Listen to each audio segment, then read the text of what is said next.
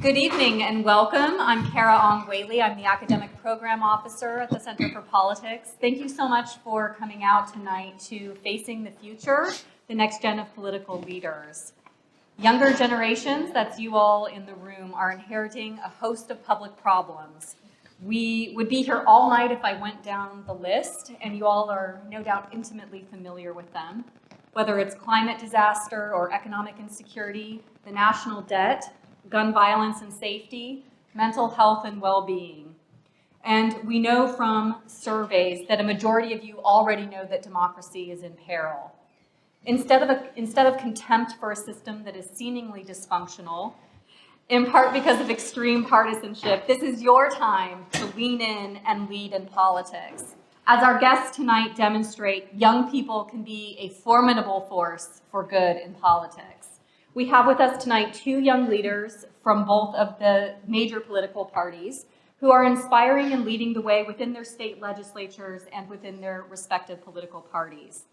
Of course, voting in elections is one important form of political participation, and we've seen 18 to 29-year-olds vote at higher levels in recent elections, especially in 2020, in which at least half of eligible voters aged 18 to 29 cast a ballot. Compared with just 39% in 2016. That's great progress, and even though there's increased voting, if we think about it, that still means half of young people who are eligible are not voting, so we have a long way to go. We have just 2 weeks left until the final day of voting in 2022, so I hope you'll take a minute tonight to check your voter registration and to vote. Early voting has already begun in Virginia, and there's still time to request an absentee ballot if you need to do so either here or in other states. And if you've already done that, we want you to be sure to take a few friends to vote. Your vote counts, even if it has to be recounted. All right, how'd that land? We took a course with Paul Begala last night. He said humor is key. Okay. So in addition to increased voting, about a third of the young generation have been catalyzed by issues to make donations, contact public officials, volunteer, or protest. But if you really want to be represented, you need to run for office. I'm not trying to be ageist.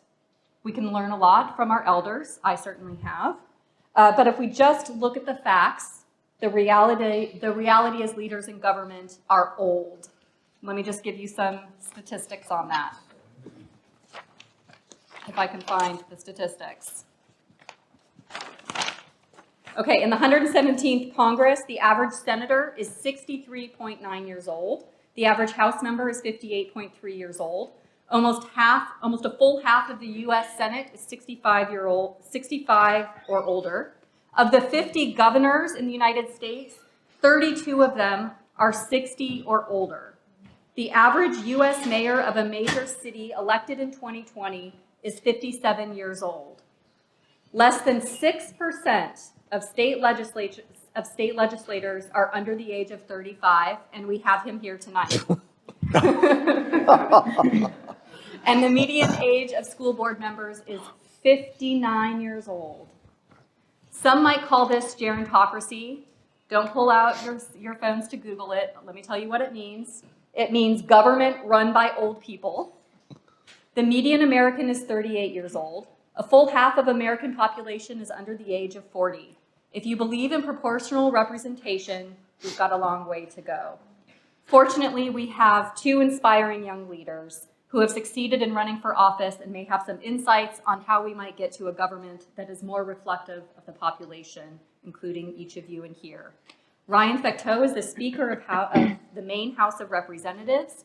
He was first elected in 2014 when he was just 21 years old, so the age of many of you in this room this evening and many of you tuning in.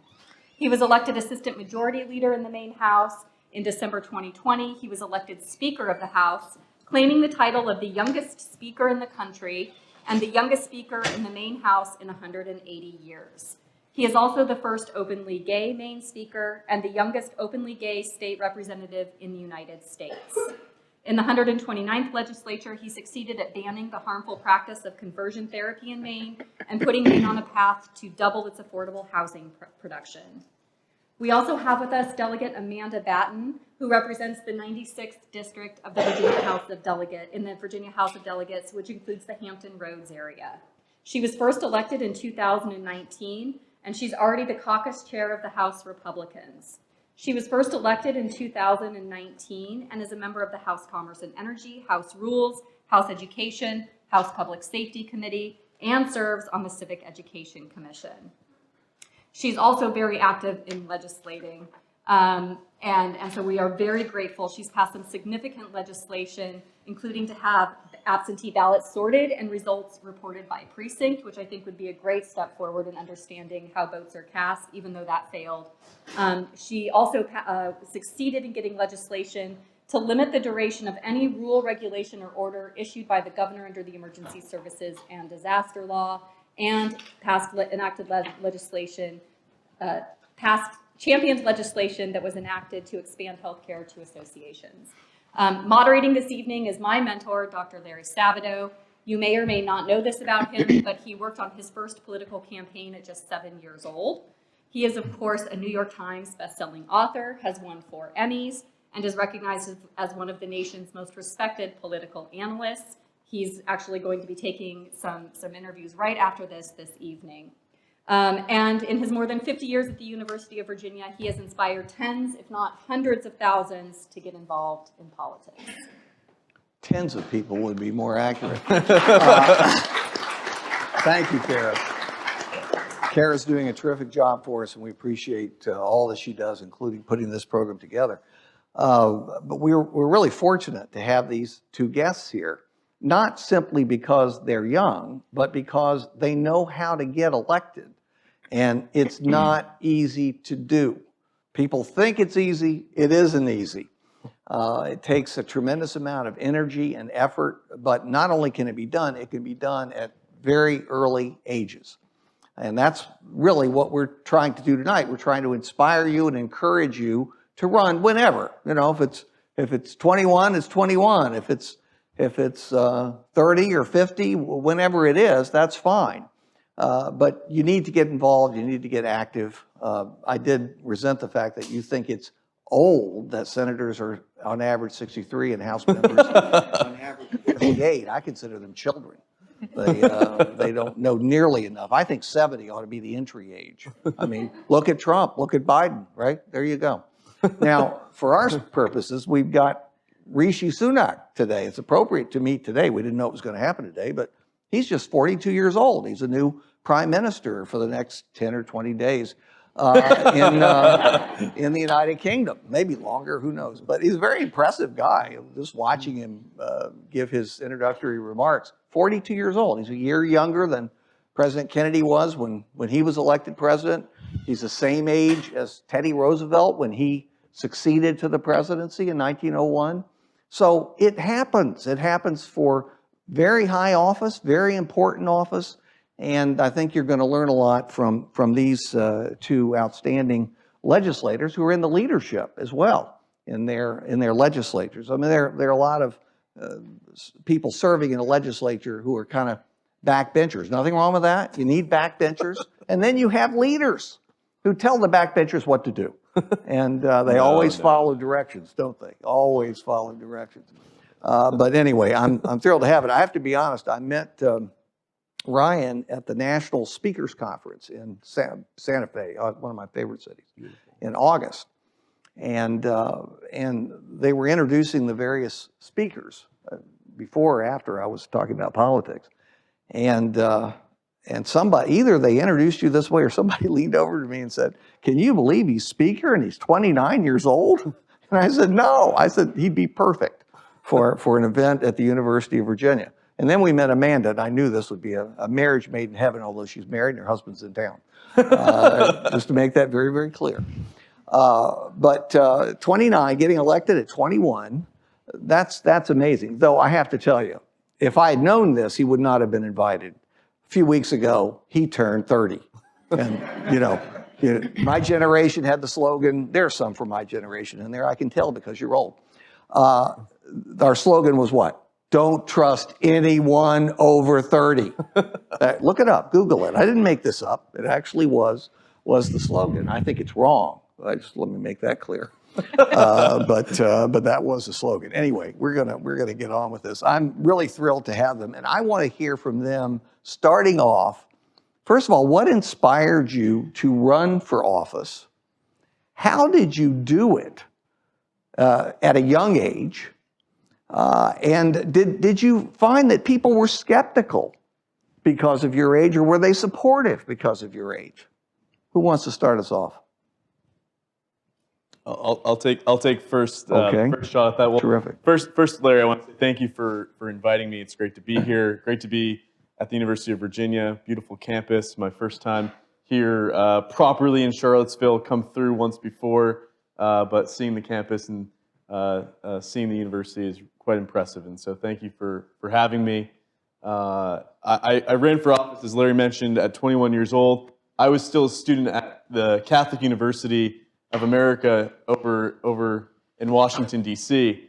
And so I was coming home every weekend to knock on doors and talk to voters about why they should elect me. And I was in a competitive primary, so I had a Democratic opponent in my race, and he was a city councilor, at, pretty well respected, and a businessman who renovated some buildings downtown, and really was getting the support from the incumbent. So the incumbent state rep endorsed him, the mayor endorsed him. Folks that you would want an endorsement from, we're backing him. So to your question, did people challenge my age? I think inherently those endorsements were a clear indication that people older than me certainly thought that someone of my age perhaps shouldn't be running for this office, or maybe wasn't ready, or whatever the notion might be. Unfortunately for him, I outworked him. I didn't see his literature at the doors until the last couple months of the election. I was out knocking on doors the summer before the June primary, just talking to voters and asking them what was on their mind. And then I came home every weekend, starting in January, my last semester at Catholic, dead of winter. If you've been to Maine in the winter, you know it's pretty bitterly cold. But what a great opportunity to get invited into people's houses. They'd say, "Come on in. We don't want you to be outside in the cold. Sit down at the table, have a cup of coffee." And I really was able to build trust with voters, that someone as young as I was at the time could indeed do this job, could be responsive to my constituents, and most importantly, what I heard time and time again from people who were much older than me was that they were excited about the fact that someone young was jumping into politics, that someone young was going to represent them. It actually was not. It was perhaps a greater asset at the end of the day than it was a deterrent for folks voting for me or voting against me. I hope you got the part where he was senior at Catholic University, and every weekend of his final semester, he flew, I guess, or drove, bus, train to Maine to campaign, and then come immediately back to school. I had my best semester at Catholic. And you had your best semester. Unfortunately, students find out that's often true, and they skip class. They do better.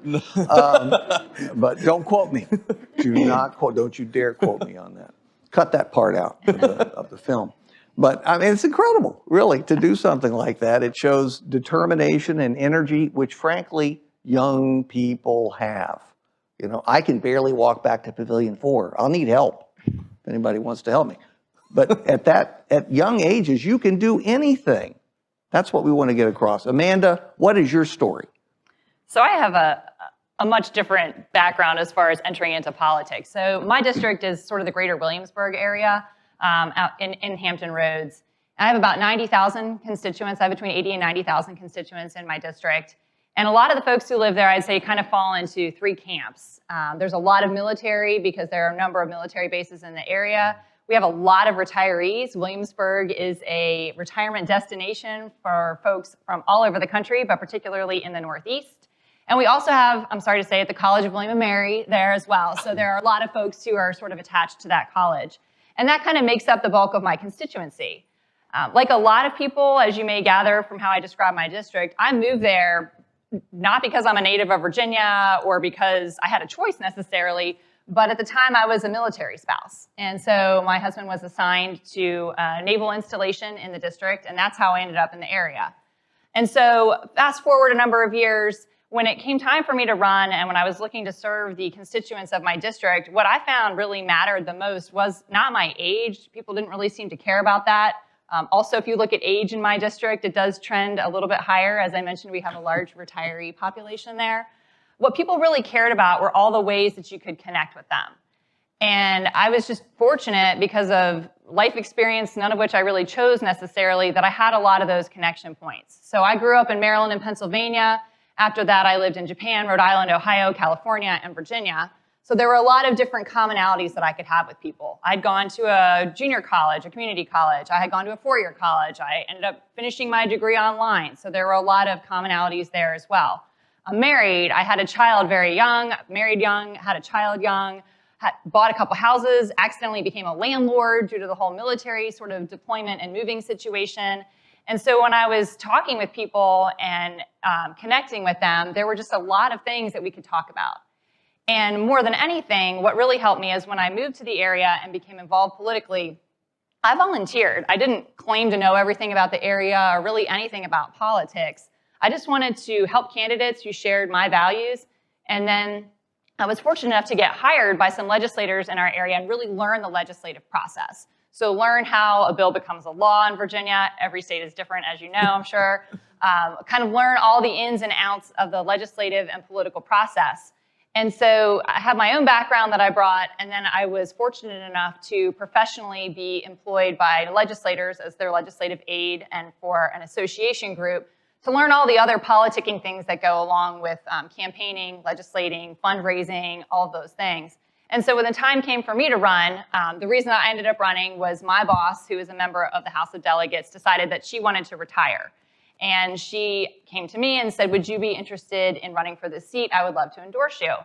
And again, timing sort of came into play.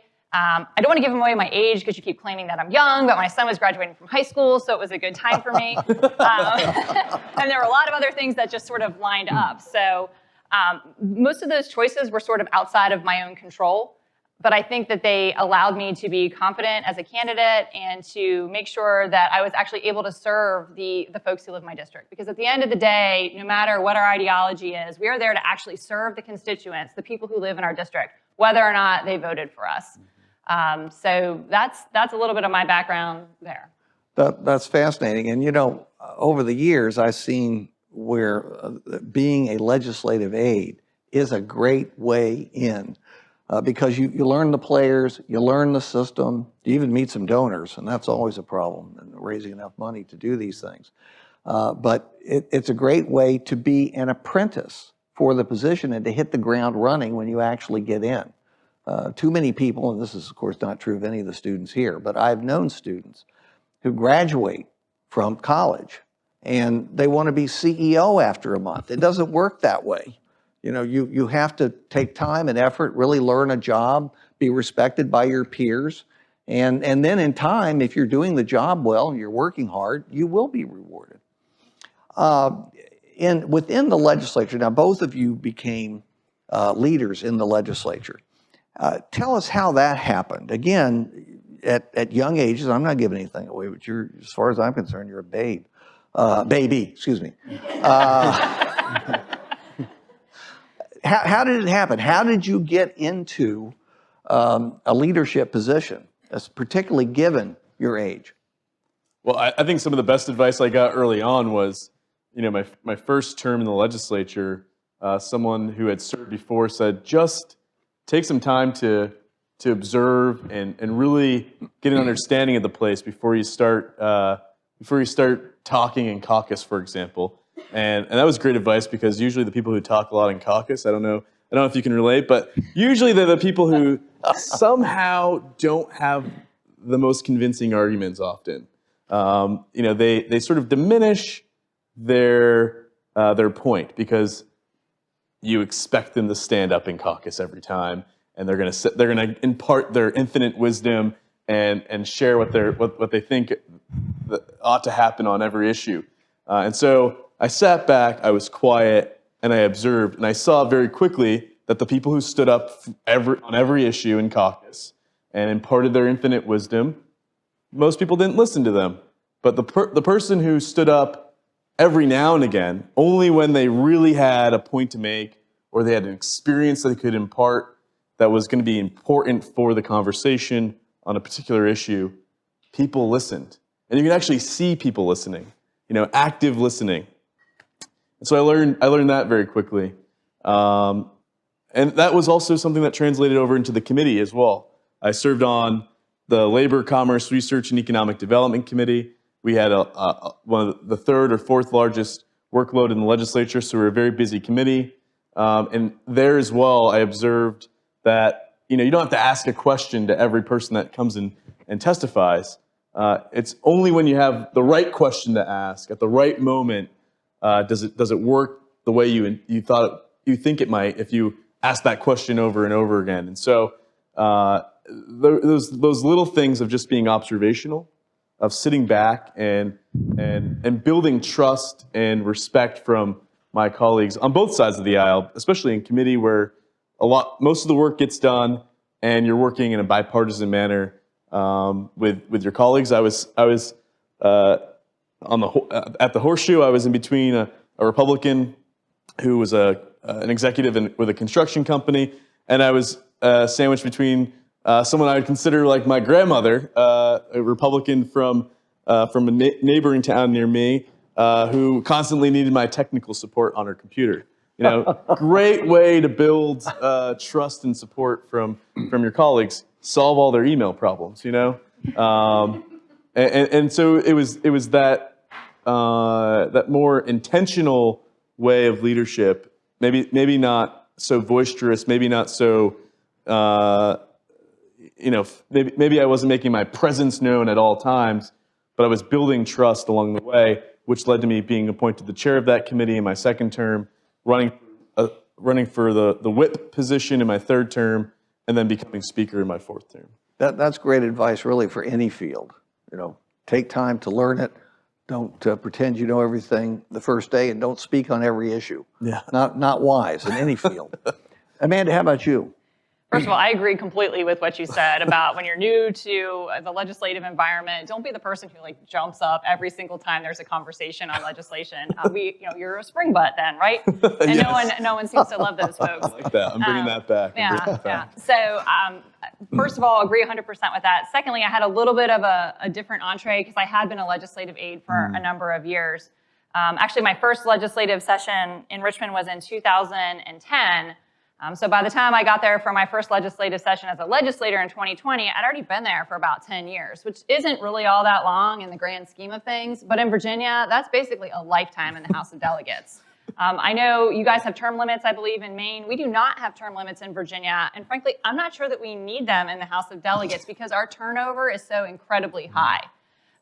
So there are 100 members of the Virginia House of Delegates. When you come in, you're kind of theoretically one of the least senior people that are there. So I think my number was 95 or something out of 100. I've been there, I'm on my second term. I'm now 74, right? So about a quarter of my legislative body has already turned over just since the first time I was elected. That's an incredibly high level of turnover. And there's nothing wrong with it per se, but what it did for me is because I had worked there in a support role for so many years, I had already built up relationships with a lot of my colleagues because I was a legislative aide for one of their peers, but I also kind of knew all the technical details of how the legislative process works, not just how a bill becomes a law, but literally the technical details of how to go online and request your legislative drafts, and all of the nuts and bolts that most legislators actually don't know. They rely on their aides to do that for them. But I had that knowledge and that expertise. And for me, my peers were just comfortable saying, hey, this is someone who understands the process, gets the politics, doesn't jump up at caucus all the time, but also doesn't let us all talk in caucus all the time. So we're confident that we can get through a meeting without things going off the rails. And they were supportive of my efforts there, and it's just turned out well. They've been really pleasant to work with, except for the couple people who never are. But Well, they're always. You should try a faculty sometime. Look, I'm going to turn it to you all in just a second. I want you to be thinking about what you'd like to ask. It's a great opportunity for you. and I know you want to take it. But let me ask you about something else that kind of interests me, because this is a very partisan era, and most people have some kind of party ID, whether they admit it or not. They have something. But young people are the exception, because about half of them identify with one of the two major parties. And the rest call themselves independents, or what I like to say is the I don't know party, because they haven't thought enough about it. They haven't had enough experience with it.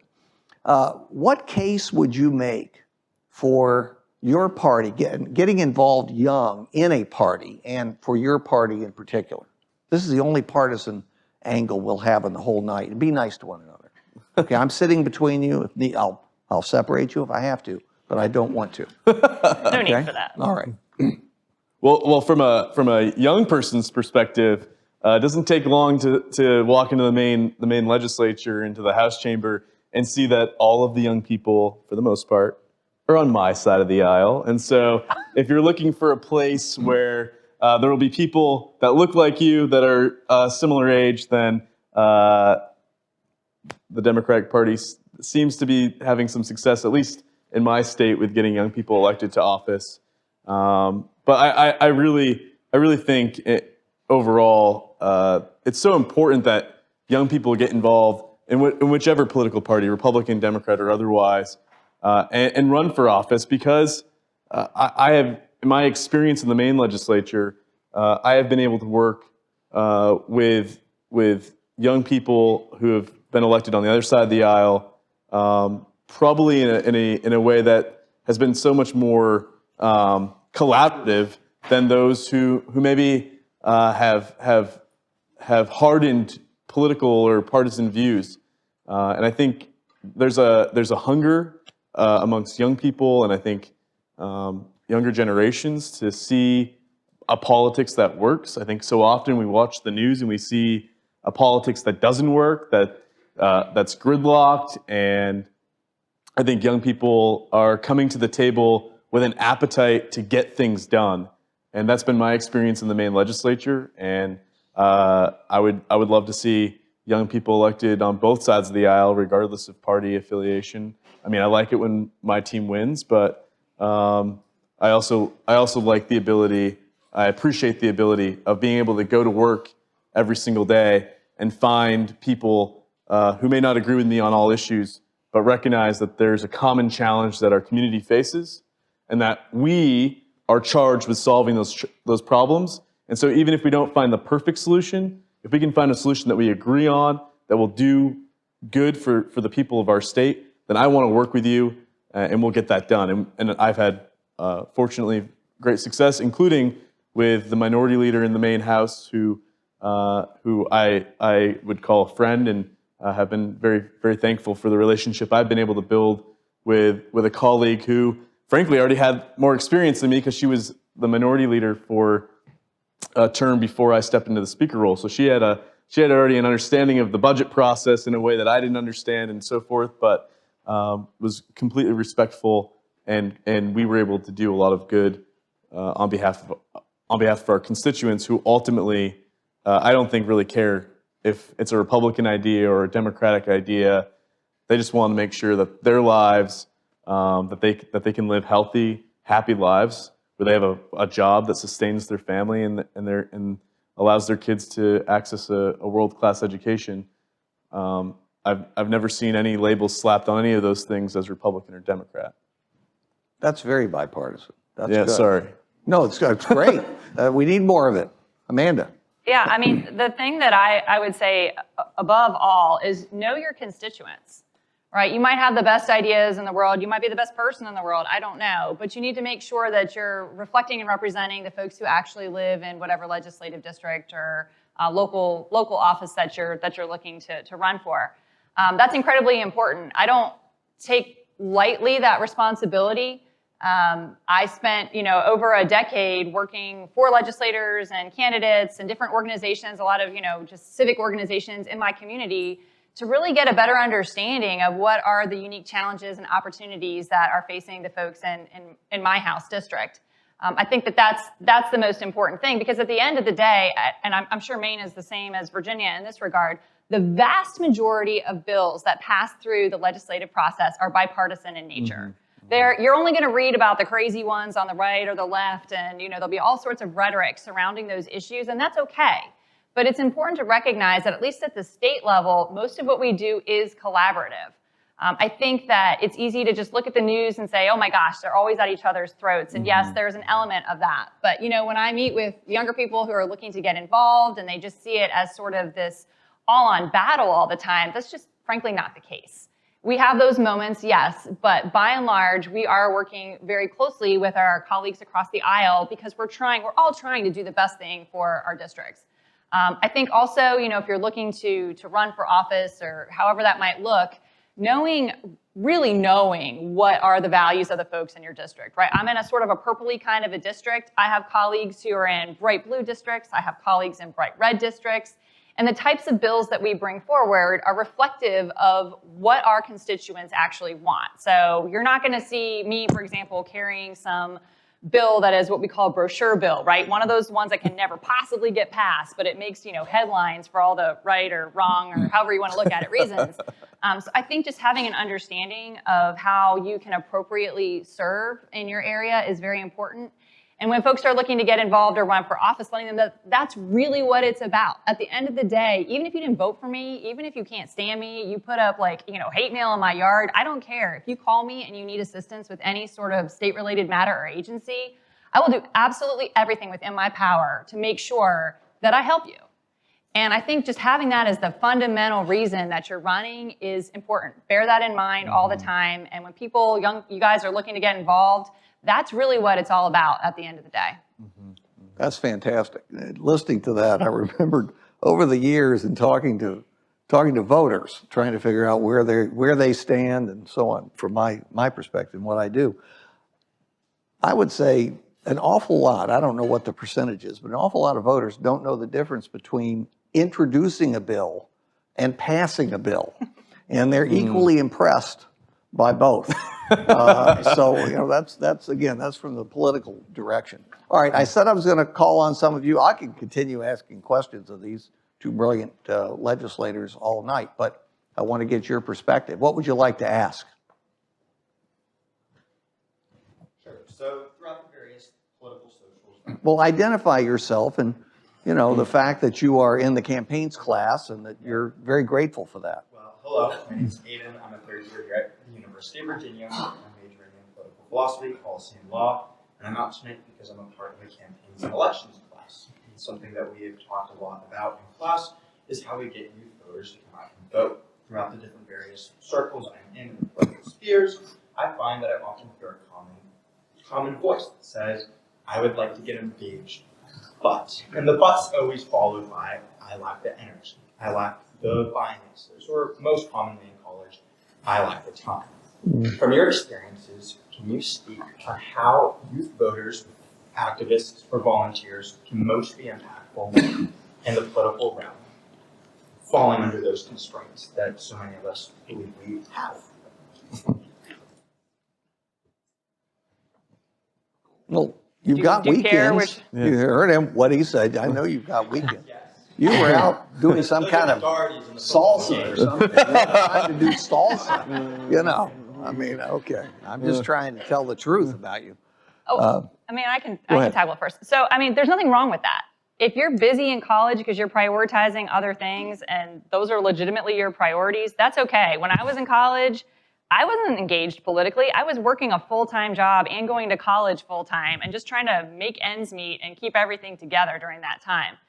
I think, it wasn't until a few years went by that I actually had, kind of had my life together, had enough time on my hands where I was able to really focus well on it. So it's okay if you feel like you can't actually engage, but don't ever lose your interest in it, because there will be a time in your life, whether or not you think it's true, where you're going to have a little bit more time, and it will be, a good opportunity to take a lot of the life skills that you've probably garnered between, now and then, be it 2 years, 5 years, 7 years, whatever it is, to kind of bring that to the table. For the folks who just have a little bit of time, as a candidate, or anyone who's worked on a campaign, even just the tiniest bit helps candidates a lot. The number one way to win an election, as much as we hate this, is truly still door knocking. Like, I can't tell you how excited I get every year. They I think it's Yale does this survey, right? And they're like, what is the most effective way to reach voters? And every year I want it to not be door knocking, right? Because you're door knocking in the wintertime and you get coffee. It's 110 degrees. True story. I'm door knocking. It's August. It's 105 degrees outside. I climb up this person's front steps. I've never met them. I go through my spiel, introduce myself, give them my Palm card. The guy looks at the card, he looks at me, looks at the card, looks at me, and he goes, "This is a real good picture of you." Right? So it's not glamorous at all. But I share that story, which is absolutely true. Because even if you can help out a candidate for 30 minutes or even just an hour at any point during their campaign, there's a huge return on investment for that. So that's really all I can say. If you can't do it, it's okay. Don't lose your zeal. But if you can, don't think that just because you have 30 minutes or an hour, it's not worth your time. It absolutely is, and it can make a difference. And you can at least read about politics and government and current events. That's right. You can at least do that. And there's always podcasts. So And that's right. Podcasts and occasional TV broadcasts that are worth it. What's next? Who's next? Yes, way in the back. Thank you so much for speaking with us. I'm Lauren, second year studying history and religion. And I'm just wondering, how do you think we get people to care more about state and local politics and involvement in those types of smaller scale elections and participate that way? I feel like there's so much emphasis on federal politics. So given your experience, I think that's a really good question. I don't know if anyone has solved that problem yet, because I think if they had the answer, we would see more people engaged in local politics. And I don't think this is just a young person's issue. I think people across the board seemingly engage during presidential elections, and then they disengage during the midterms and even off-year elections. And we know that so many important decisions are being made by our local representatives, city council, school boards, state legislators. And frankly, what happens in Washington doesn't get implemented if a state doesn't do it, right? I mean, there can be some court battles, and eventually they might be forced to do something. But generally speaking, a state legislature or governor could stand in the way of policy that we see passed at the federal level. We've seen the impacts over the last few years of some of the bills passed in Washington that distributed funding to the states with very unlike Washington to not put so many strings. But honestly, they finally sent the states money and said, figure out what to do with this and make good decisions with it with some oversight. And we were then charged with figuring out how do we make the most and the best use of these funds to have the greatest impact on our constituencies. The American Rescue Plan being probably the marquee bill that was passed at the federal level and then led to funding at the states. If people lose sight of the fact that state legislators and governors are in charge of implementing things like that, then it's all for naught. You can turn out to vote during a general election in 2020, 2024, 2028, but what's the value of turning out then if you're not going to turn out in that midterm when the folks are up for election, or in Virginia's case, in the off Every year. what the rest Off of the country considers off. Yes, these are. It's important. I don't know how do we change the narrative. I mean, I think part of it's the media. Larry, I don't know if you have any strings you can pull, but Sure. There's so much coverage of presidential elections. So much attention is given to it. They're running for president 2 years before the election happens. You don't see that really on the midterm election side, because for Congress they just got elected. They want at least 6 months before they start making fundraising phone calls. So I think that's the real challenge is how do we change the media narrative about how important these midterms are and these off-year elections as compared to a presidential election where so much energy and so much money gets spent on one particular election cycle. True. Can I say something just real quick? Absolutely. Go ahead. So that's a great question, and I don't mean to disparage my friends who are up in Washington, D.C., but I really don't like federal politics. So it drives me nuts that everyone's focused on it all the time, because the things that really touch your life, like the DMV or the pothole on your street, right? Those are state functions. Same with education as well, obviously. For me, because I do feel strongly about it, I mean, I'm committed, I'm sure you're the same way. We door knock all the time. So like as soon as we come home from legislative session, unless there's COVID and everyone thinks you're contagious, we're on your doorstep and people aren't expecting it because you're like, oh, you're not here to ask for my vote? No, I'm not here to ask for your vote. I'm here to introduce myself. I'm here to let you know this is my contact information. If you need assistance with any of these state agencies, I'm your person. Vote for me or don't vote for me, it doesn't matter. You know, I just want to raise that awareness level. But it's a constant struggle. I mean, we literally have people that are out, either myself or folks who work with me, door knocking all the time, except for when we're in session.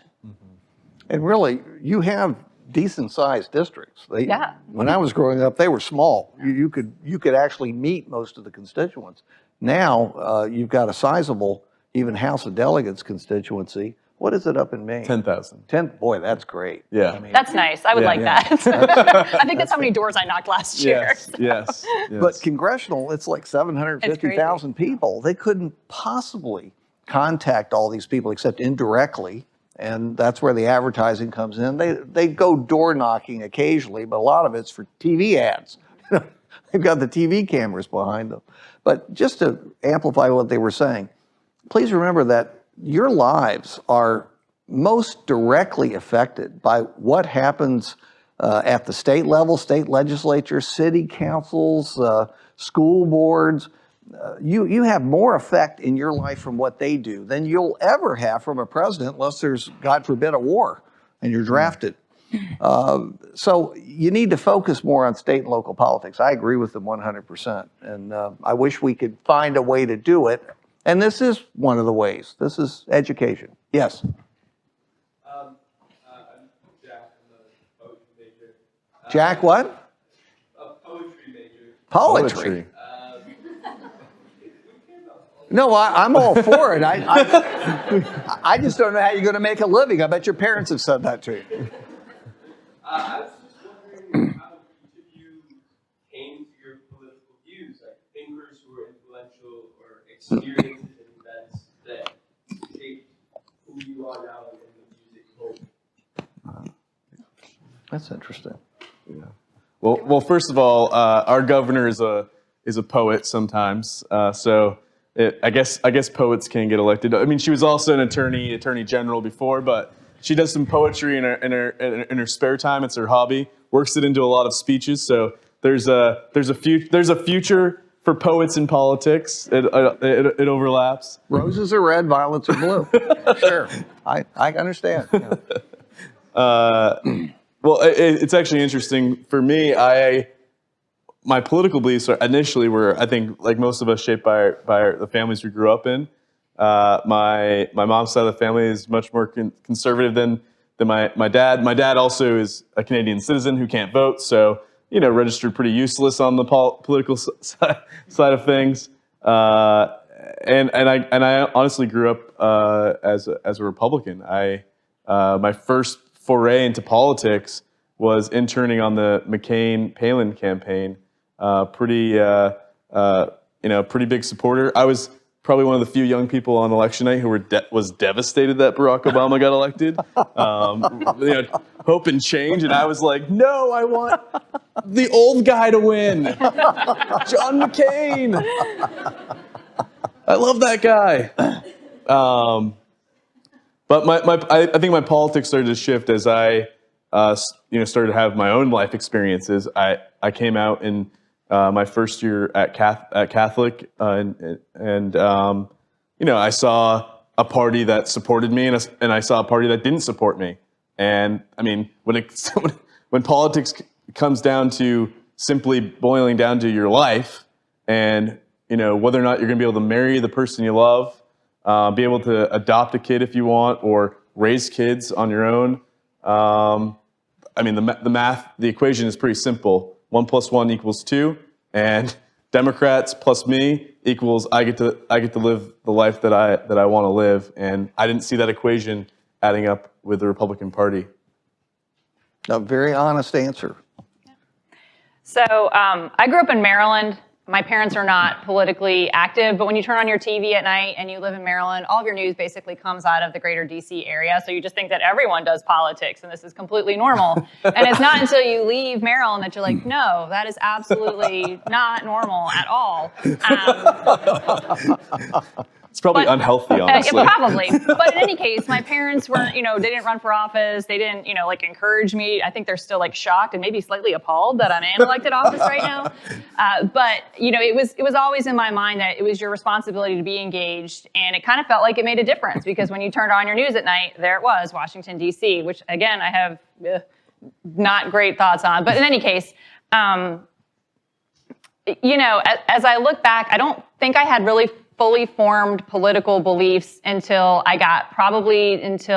closer to my mid-20s. And a lot of that had to do with the fact that when I got married, my husband was in the military, so he was active duty military.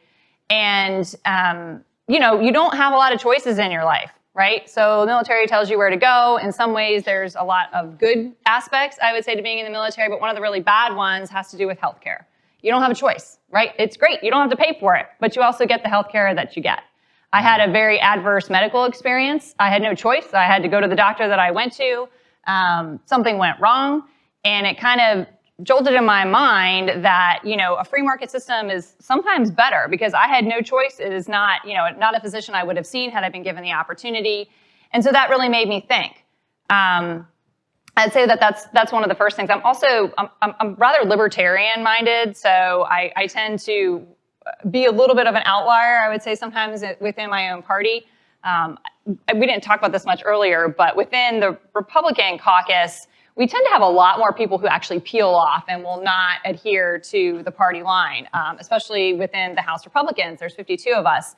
And I respect that. So I appreciate the fact that, within my own political party, if I have a deeply held belief, they're okay with me peeling off. There's not just one sort of mindset there. And I know it kind of can seem monolithic, and I think it probably is in certain levels of government, but at least, for me, I have the opportunity to shape what that looks like, right? So if I'm in leadership within my own caucus, I can kind of set that stage there for, people to vote their conscience, for us to have those difficult conversations, and to take a more liberty-minded approach. I also have learned that government's just really bad at doing stuff, right? One of my very first jobs, I worked for the Department of Defense, which is weird, but I lived in Maryland and there was a military base there. I worked in the Army, and they had this job of data entry, and they're like, this is a 6-month job. You got 2 months over the summer. I finished it in half the summer, and they're like, oh, well, we don't really know what to do with, all this extra time. And it was just this massive bureaucracy that was very frustrating to me.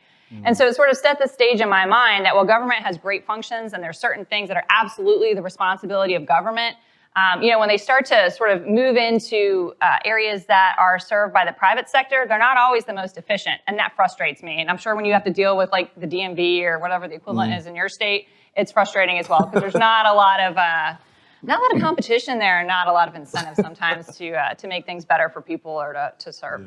So. It's very interesting. Both of you had personal experiences that shaped your politics or even determined it, maybe redirected it. And I think that happens to a lot of people, even people who are, as in your case, is very, very politically active. I hope you get a poem out of this.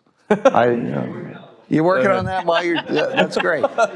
Yeah, no, send me a copy of it. We were just here for content. I get it. Yeah. Who's next? Yes. Hi, I'm Caleb. I'm a first year at Understanding Study Government and Public Policy. The Center for Politics recently adopted a new aphorism, politics is everything. How have you seen that kind of apply or fail to apply in both your private and your public life? And is there even a distinction between those two spheres in your current career? That's a good question. It's a great question because I actually hate the slogan. No offense. Give me those stickers back.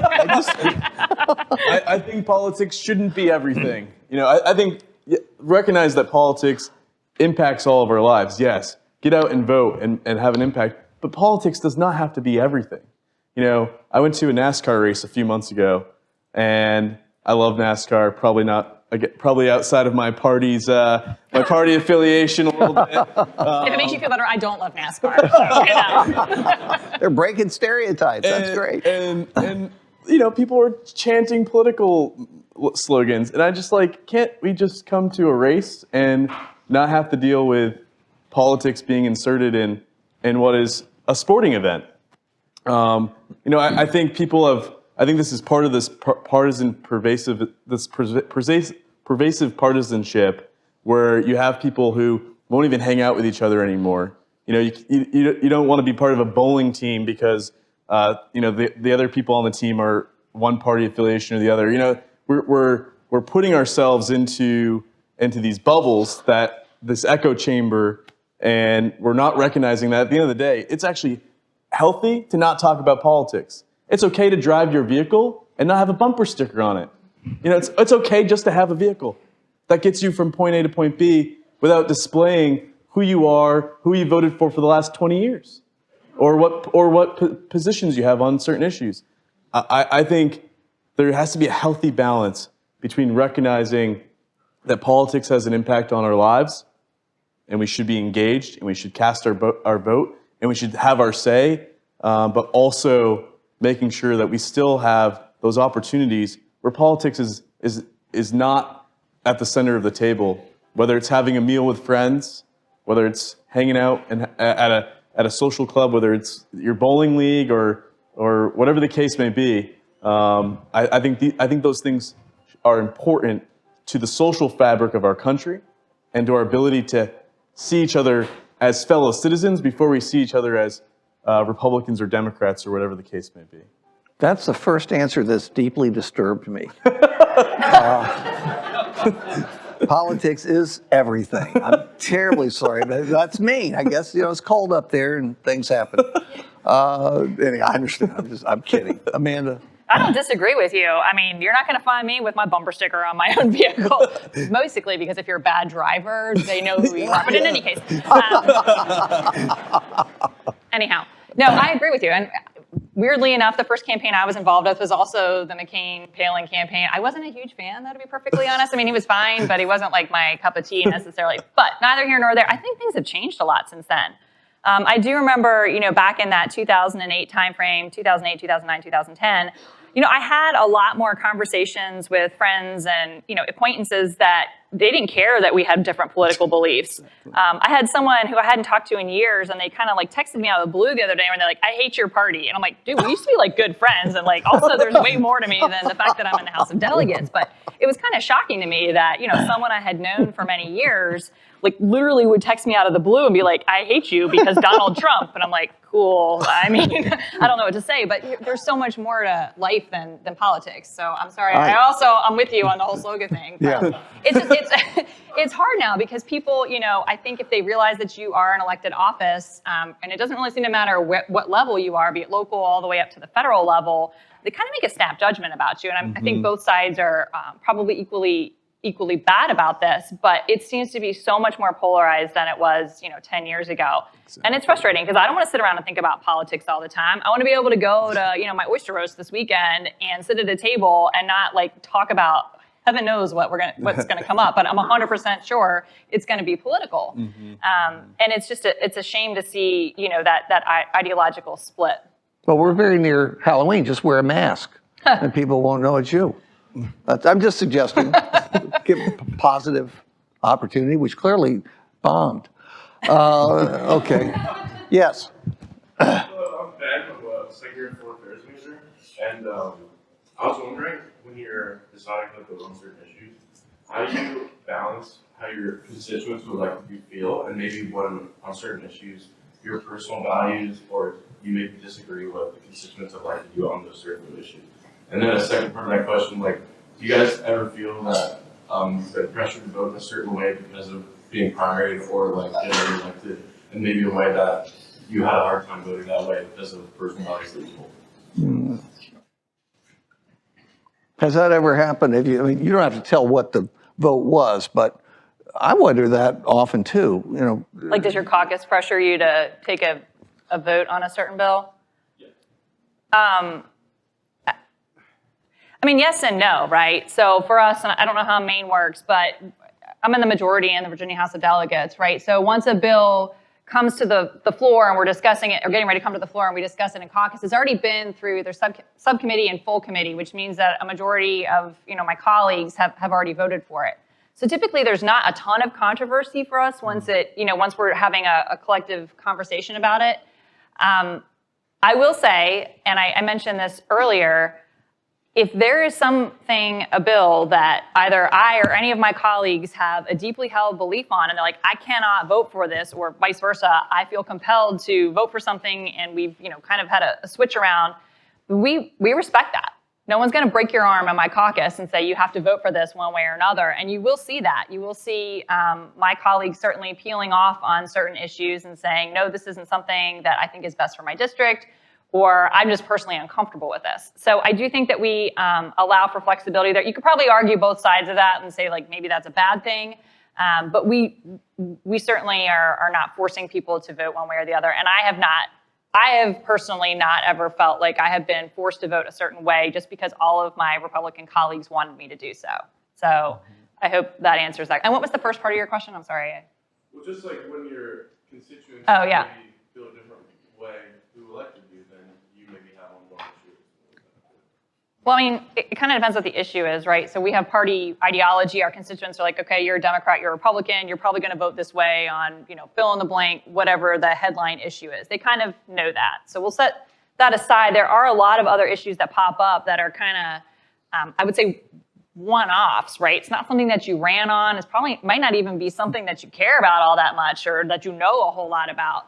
And I think, those are the issues that can kind of be sticky.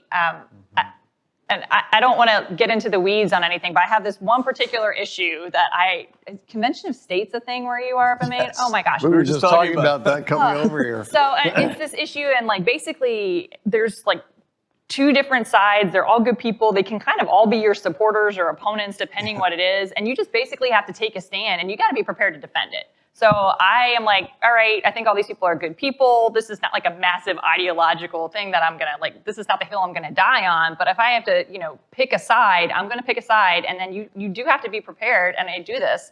If someone asks you, why are you voting this way? Why do you feel this way? I mean, it's incumbent upon you to be able to explain yourself. And you have to take all those issues individually. And you'd be shocked at the weird things that come before us. I mean, trapping, neutering, and spaying of cats. It's a hot issue in Virginia sometimes. I mean, trap, neuter, release, TNR is what we call it. I never dreamt that I would spend so much of my time talking about neutering cats. But there you go. People are very passionate on both sides of it. So you better just figure out what your position is and be prepared to somehow explain it, even if it's awkward. That's a great example. Yeah, I mean, Ryan. I said before that I served on the Labor, Commerce, Research, and Economic Development Committee. That committee I thought was going to be about labor and economic development. 90% of our time was spent on licensure battles between different professions, doctors and nurses, and dentists and dental hygienists, and acupuncturists, and just these things that I never would have expected I have to weigh in on these turf battles between these different professions and what their license allows them to do and not do. I mean, that was unexpected. I think the reality is almost every issue I'm taking a vote and not necessarily knowing exactly what my constituents think because they elected me to represent them. I will face the consequences at the next election if I took a vote that they didn't like so much that they think I should be out of office. But voters are putting their faith in me to represent them. Representative democracy, right? I am going there and I am casting votes with the faith that I am doing my best to represent my constituents, knowing what I know about my community, knowing what I've heard at the doors, knowing the interactions I've had with voters. But there will never be a time, almost never a time, where I cast a vote and I know with absolute certainty that if we had a referendum question on this issue in my community where all the voters came out and they cast their votes on the issue, that I would have it right. There's no way for me to know unless there was a referendum on every issue. But there's not a referendum on every issue because we elect members to the state legislature to do the work of discerning and understanding the issues and taking the vote. And so I have to understand that. Now, there are times where it is very clear that my constituents stand on one side of an issue. There's an issue currently going on back home that comes to mind. Ultimately, I sided with representing my constituents, even though my personal belief on the issue differs from where I think folks stand. But we also had a referendum statewide on this, so I had a good ability to gauge where people stood on the issue before there were other sub issues that came before the legislature. So I had a good understanding where people stood on that particular issue. So I think you're always putting your faith in the fact that you're doing your best to represent your constituents. I hate to put an end to this because I'm enjoying it so much and gathering anecdotes for whatever, future writings, the Center for Politics videotape that we're going to make out of this. But I just want to tell you both, I think you've restored a lot of people's faith in government, at least state government, in listening to you because you were so honest and direct. You told people exactly what you thought. There is a difference, in my experience, between state and local government and federal government. And it's not favorable to the federal government, let's put it that way. But I just salute both of you for getting involved at young ages, carrying it through, spending years in it, devoting yourself to it. And there are plenty of other things you could be doing and making a lot more money doing it. They're not making any fortune. They're more like that poet than anything else. Anyway, I'm hoping they'll stay and answer a few more of your questions if you want to come up. But thank you both for a magnificent performance. We appreciate it.